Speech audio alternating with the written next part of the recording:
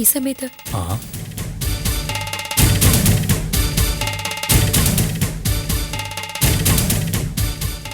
ആരാ മനസ്സിലായില്ലല്ലോ. ലളിത മേഡം ഇല്ലേ? അമ്മ ഇപ്പൊ ഇവിടെ ഇല്ല. എന്താ കാര്യം? ഞാൻ ലീലാമ്മ, ഇതെന്റെ സിസ്റ്റർ. ഇത് ഞങ്ങളുടെ ഒരു ഫാമിലി ഫ്രണ്ടാ. എന്തിനാ ലളിത അന്വേഷിക്കുന്നത്? ഞാൻ ലളിതയുടെ ഹസ്ബൻഡാ. ഞാനാ ഈ വീട് വാങ്ങാൻ അഡ്വാൻസ് തന്നത്. പക്ഷേ ലളിത മേഡത്തെ ഞാൻ നേരിട്ട് കണ്ടിട്ടില്ല. മിസ്റ്റർ ജോൺസണുമായിട്ടാ ട്രാൻസാക്ഷനൊക്കെ നടത്തിയത്.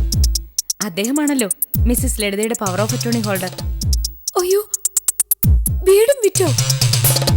ഇതെന്തൊരു അത്ഭുതം! ഭർത്താവിനോടും മകളോടും പറയാതെയാണോ ആ സ്ത്രീ വീട് വിൽക്കുന്നത്? എന്ന് കരുതി വിഷമിക്കണ്ട. വീട് 2 മാസം കഴിഞ്ഞിട്ട് ഒഴിഞ്ഞാന്നാ മതി. അങ്ങനെയാ ലെറ്റർ ഓഫ് അറേഞ്ച്മെന്റിൽ പറഞ്ഞിരിക്കുന്നത്. 2 മാസം കഴിഞ്ഞേ രജിസ്ട്രേഷൻ നടത്തും. എന്നാ പിന്നെ ഞങ്ങൾ ഇറങ്ങട്ടെ. ലളിത മേഡം വന്നിട്ട് ഞങ്ങൾ ഒരിക്കൽ കൂടി വരാം. നിൽക്കൂ, ഒരു വിവരം കൂടി അറിഞ്ഞാൽ കൊള്ളായിരുന്നു. എത്ര രൂപയാണ് നിങ്ങൾ ഈ വീടിന് വില നിശ്ചയിച്ചിരിക്കുന്നത്? 25 ലക്ഷം. ഈ പഴയ വീടിന് 25 ലക്ഷം നല്ല വിലയല്ലേ? തീർച്ചയായും.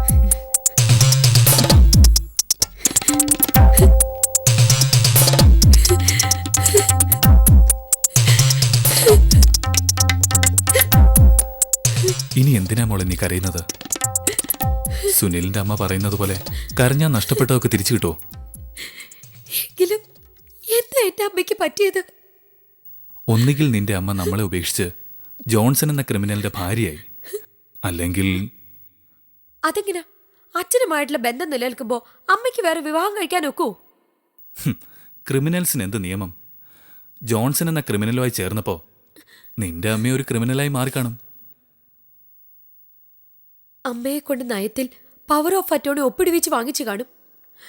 പിന്നെ ആ ദുഷ്ടൻ അമ്മയെ കൊന്നു കാണും. അങ്ങനെയും സംഭവിച്ചിരിക്കാം. ഏതായാലും ഒരു ഗവൺമെന്റ് ഉദ്യോഗസ്ഥനായിരുന്നതിന്റെ മേന്മ ഇപ്പോഴാണ് ഞാൻ മനസ്സിലാക്കുന്നത്. നമ്മൾ അല്ല, നിന്റെ അമ്മ ആശ്രയമായി കണ്ട സ്വത്ത് നഷ്ടപ്പെടാൻ പോകുന്നു, അല്ലെങ്കിൽ നഷ്ടപ്പെട്ട് കഴിഞ്ഞിരിക്കുന്നു. എന്നാലെന്ത്, ഒരു ചെറിയ വീട് വാടകയ്ക്കെടുത്ത് 2 നേരമെങ്കിലും ഭക്ഷണം കഴിച്ച് ജീവിക്കാൻ എനിക്ക് കിട്ടുന്ന പെൻഷൻ മതി.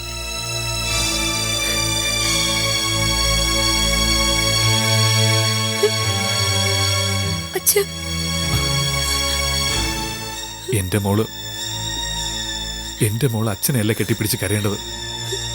നേരെ സുനിലിന്റെ വീട്ടിലേക്ക് ചെല്ല്. നിന്റെ അമ്മ അവിടെ ഉണ്ട്. അവര് നിന്നെ രക്ഷിക്കും. കാരണം സൗദാമിനി അമ്മയ്ക്ക് നല്ലൊരു തുക പെൻഷനായിട്ട് കിട്ടുന്നുണ്ട്. ഈ സ്ഥിതിയിൽ അച്ഛൻ ഇവിടെ തനിച്ചാക്കി ഞാൻ എങ്ങനെ പോവും? പ്രത്യേകിച്ചും പ്രഭ അവിടെ ഉള്ളപ്പോ. അച്ഛനെ ഓർത്ത് എന്റെ മോക്ക് വിഷമവോ ഭയമോ വേണ്ട. ഞാനിവിടെ സ്വയം പാചകം ചെയ്ത് ഒറ്റയ്ക്ക് ജീവിക്കും. ഒരു വാനപ്രസ്ഥ ജീവിതം.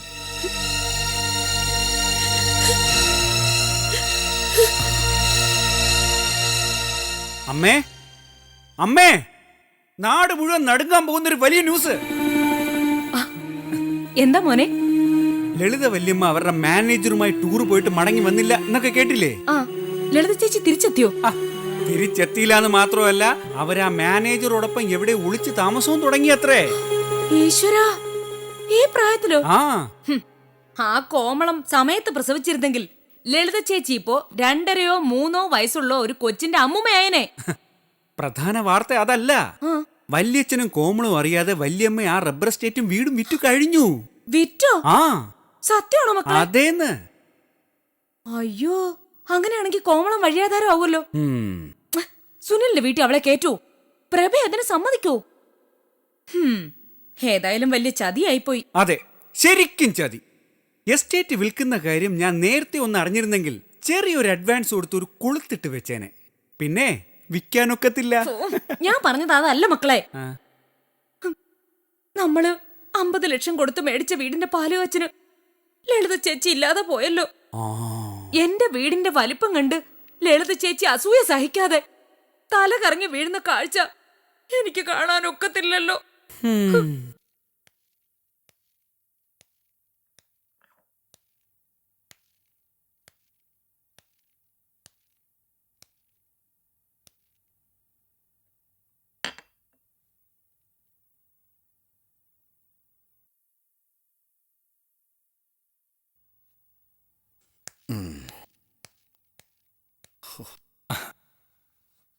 ബാലു, രാകേഷ് വല്ലാത്ത ടെൻഷനില്ല വിവാഹത്തിന്റെ കാര്യത്തില്.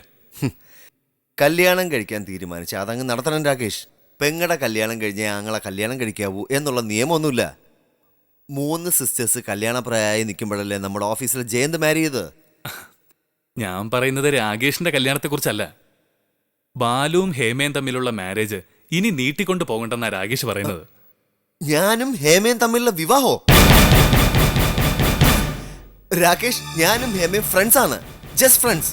ഞാൻ ഹേമയോടോ ഹേമ എന്നോടോ ഇതേവരെ വിവാഹത്തെ പറ്റി സംസാരിച്ചിട്ടില്ല. But I know you are in love. എന്റെ സിറ്റി നോസ്. എന്റെ പെങ്ങളെ കൂടെ കൊണ്ട് നടന്ന് പേര് നശിപ്പിച്ചിട്ട് ഒടുവിൽ ഞഞ്ഞാവിഞ്ഞ പറഞ്ഞാലുണ്ടല്ലോ. Rakesh, please cool down. ഈ ഒരു കാര്യം കൊണ്ട് നമ്മുടെ ഫ്രണ്ട്ഷിപ്പ് തകർന്നൂടാ. രാകേഷ്, നിന്നെ എന്റെ കമ്പനിയുടെ ഡയറക്ടർ ആക്കാൻ ഞാൻ വാക്ക് തന്നിട്ടുണ്ട്. അത് തീർച്ചയായിട്ടും ഞാൻ പാലിക്കും. ബട്ട് മാരേജിന്റെ കാര്യം ഞാൻ നിനക്കോ ഹേമയ്ക്കോ ഒരിക്കലും ഒരു പ്രോമിസ് തന്നിട്ടില്ല. നീ എന്താണ് ധരിച്ചത്? നിന്റെ കമ്പനിയുടെ ഡയറക്ടർ ആവാൻ വേണ്ടിട്ട് എന്റെ പെങ്ങളെ നിനക്ക് വാടകയ്ക്ക് നിന്നു. രാഘു, ഞാൻ പോവുക. I know how to treat such guys. ഏയ് രാകേഷ്, ഏയ് വേണ്ട. രാകേഷ്,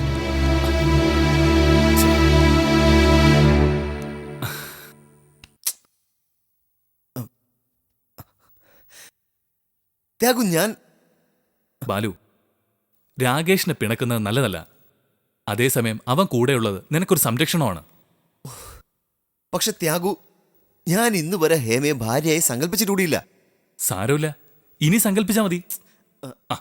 ഒരു കാര്യം എനിക്ക് ഉറപ്പാണ്, Hema is madly in love with you. Okay, നമുക്ക് നാളെ കാണാം. See U.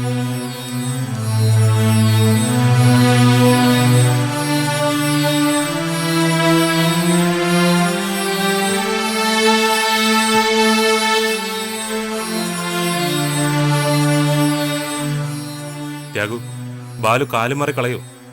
പദ്ധതികളുടെ ഒരു പരമ്പര തന്നെ എന്റെ മനസ്സിലുണ്ട്. എല്ലാം ഒന്നുകൂടെ മാഞ്ഞു പോകൂടാ. നീ ധൈര്യമായിരിക്കടാ, ഞാൻ ജീവിച്ചിരിക്കുന്നില്ലേ. നിന്റെ മനസ്സിലെ എല്ലാ പദ്ധതികളും ഞാൻ നടപ്പാക്കി തരാം. കൂടെ എന്റെ ചില മോഹങ്ങളും നടക്കണം. ഒരു സത്യം എനിക്കറിയാം, പുറമേ ധീരനെന്ന് തോന്നുമെങ്കിലും ബാലു അകമേ ഭീരുവാ. ജസ്റ്റ് ഫ്രണ്ട്സ് എന്നല്ല അവൻ പറയുന്നേ. അവനെ നമ്മൾ എങ്ങനെ മാറ്റിയെടുക്കും? നാടകം, നമ്മളൊരു നാടകം അഭിനയിക്കുന്നു. ഹേമ ഒന്നാം തരം ഒരു നർത്തകിയല്ലേ. നവരസങ്ങൾ എടുത്തങ്ങ് പ്രയോഗിക്കണം. നിന്റെ റോള് നീ നന്നായി ചെയ്യണം. ഞാൻ വെറുമൊരു ഉപകഥാപാത്രം. സാമാന്യം നന്നായി ഞാനും അഭിനയിക്കും കേട്ടോ.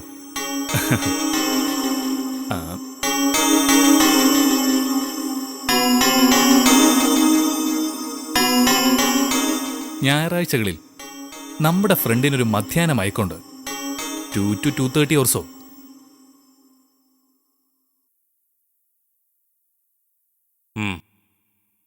ഡൺ.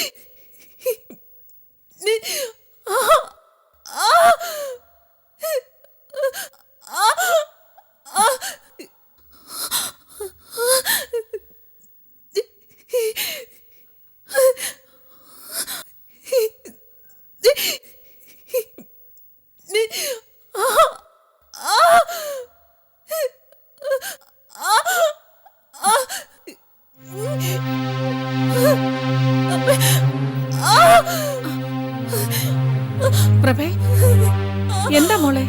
പ്രഭേ,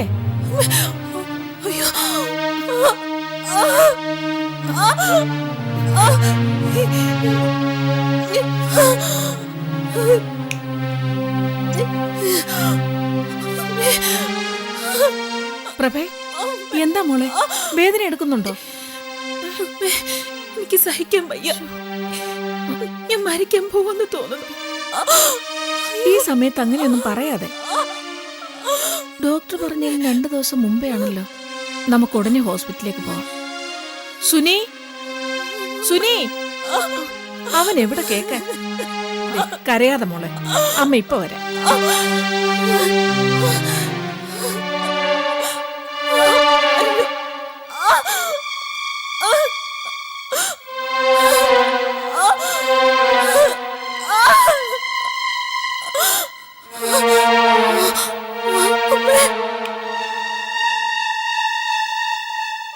സുനി, സുനി, നീ അങ്ങോട്ട് എഴുന്നേക്ക്. എടാ ഇങ്ങോട്ട് എഴുന്നേക്കാൻ. ദേ എത്രയും പെട്ടെന്ന് ആ രാജാ ട്രാവൽസിലേക്ക് ഒന്ന് ഫോൺ ചെയ്യ്. ഒരു കാർ അയക്കാൻ പറ. നീ ഈ ഷർട്ടും പാൻറ്റും മാറി ഒന്ന് റെഡിയാകുക. ദേ എത്രയും വേഗം പ്രഭയെ ഹോസ്പിറ്റലിൽ എത്തിക്കണം.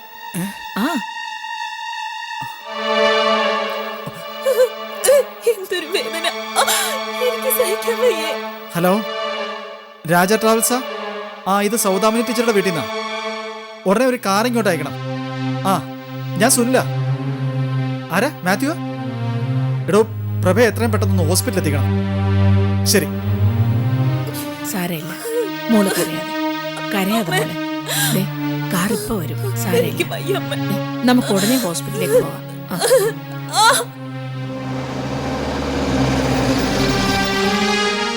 കാറ് വന്നു. വരൂ, പിടിച്ചോളൂ.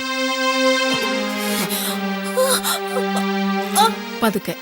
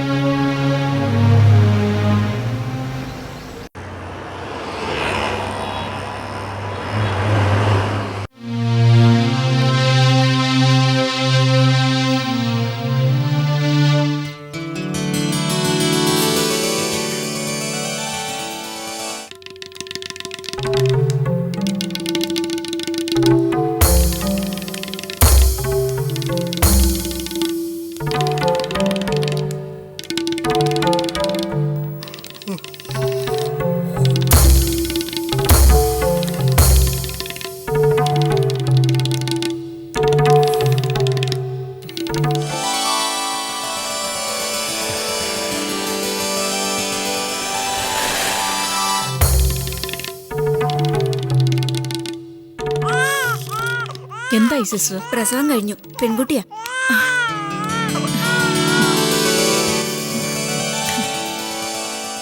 നല്ല നിമിത്തം. പാല് ഭംഗിയായിട്ട് പൊന്തി വന്നു. പ്രസാദിന് ഇനി വെച്ചടി കയറ്റമാ. എനിക്ക് സന്തോഷായി. ഇനിയുള്ള കാലം പെൺകുട്ടികളുടേതാണ് അല്ലേ സുനിലെ? പ്രഭയ്ക്ക് കുഴപ്പമൊന്നും ഉണ്ടായില്ലല്ലോ. ഞാൻ ആകെ ഭയന്നിരിക്കായിരുന്നു. എല്ലാം ദൈവത്തിന്റെ കൃപ. വിവരം പ്രഭയുടെ അച്ഛനെയും പ്രസാദിനെ അറിയിക്കണ്ടേ സുനി? ഓ, എനിക്ക് വയ്യ പറയാൻ. പ്രസാദും ആ രാജഗോപാലൻ മുതലാളിയും എന്നെ അപമാനിക്കുന്ന തരത്തിലെ മറുപടി പറയൂ. ഞാൻ എൻ്റെ മകനോടോ ഭാര്യയോടോ നേരിട്ടോ ഫോണിലോ സംസാരിക്കുന്ന പ്രശ്നമേ ഇല്ല. ഇന്ന് എൻ്റെ ഭാര്യ വാങ്ങിയ പുതിയ വീടിൻ്റെ പാലുകാച്ചാണ്, അറിയാമോ? എന്നെ ആ വീട്ടിൽ കയറ്റത്തില്ലെന്ന അമ്മയും മോനും പറഞ്ഞിരിക്കുന്നത്. രാജഗോപാലിനോടും പ്രസാദിനോടും പ്രഭ പ്രസവിച്ച വിവരം ഞാൻ പറയാം. എനിക്ക് അപമാനത്തെ ഭയമില്ല.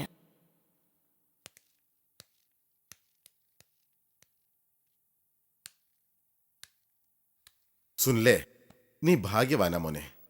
ഇങ്ങനെയുള്ളൊരു സ്ത്രീയുടെ മകനായി ജനിക്കാൻ പുണ്യം ചെയ്യണം.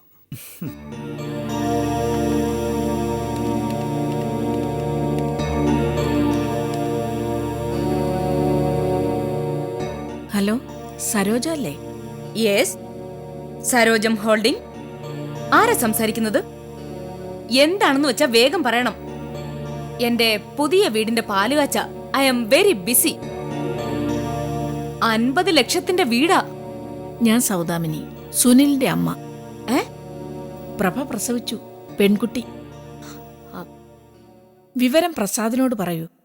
അമ്മുമ്മയായതിൽ എന്റെ അഭിനന്ദനം. ആ, ഞാൻ പ്രസാദിന്റെ കയ്യിൽ കൊടുക്കാം. പറഞ്ഞില്ലേ ഞാൻ ബിസിയാ. ആ മോനെ, സുനിലിന്റെ അമ്മയാ. എന്താ?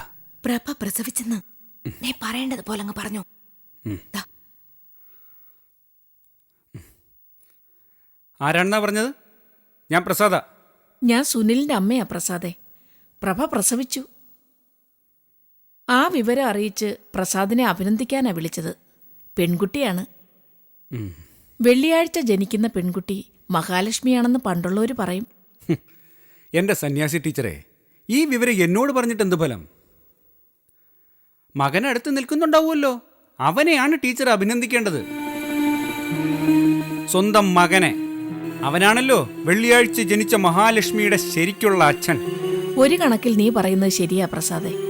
സൃഷ്ടിച്ചതുകൊണ്ട് മാത്രം ഒരു പുരുഷൻ ഒരു കുഞ്ഞിന്റെ അച്ഛനാകുകയില്ല.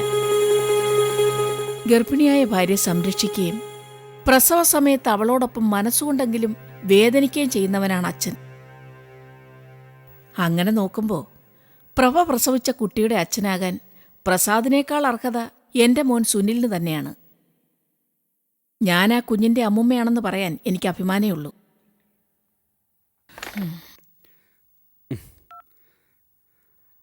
അവർക്ക് ആ കുഞ്ഞിന്റെ അമ്മുമ്മയാകുന്നതിൽ അഭിമാനമേ ഉള്ളെന്ന്. എന്തായാലും നീ അത്രയും പറഞ്ഞു നന്നായി, അസലായി. ഹാ